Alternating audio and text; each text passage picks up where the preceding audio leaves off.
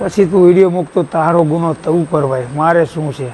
આટલી જ એકવાર વાત થયેલી છે. એક એની દહેશતની અરજી મેં એને ટાઈપ કાયદેસર વકીલ દરજ્જે કરી દીધેલી છે. ગોંડલ સુધી મારી ભેગો આવ્યો હતો. પિયુષભાઈ કરીને જે વ્યક્તિ છે રાદડિયા, એમની હોટલ હાઈવે ઉપર છે, ત્યાં એ બંને ઉતરી ગયેલા.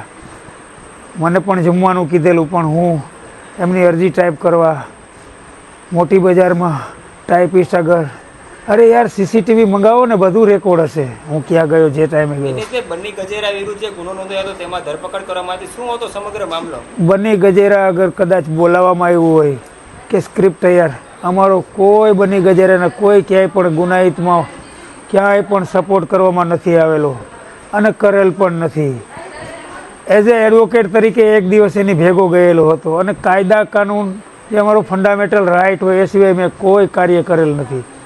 પરંતુ અમને ચોક્કસપણે લાગે છે કે આવા ગુનાહિત પ્રવૃત્તિ કરતા લોકો જે આ લોકો સાથે જોડાયેલા છે, એમની વિરુદ્ધમાં અવારનવાર અમે તાકાતથી ન્યાય માટે ફરિયાદીઓને ન્યાય અપાવવા માટે તાકાતથી વકીલાત કરતા હોય, એટલે અમને પેલા ડેમેજ કરવાનું 100% કાવતરું છે.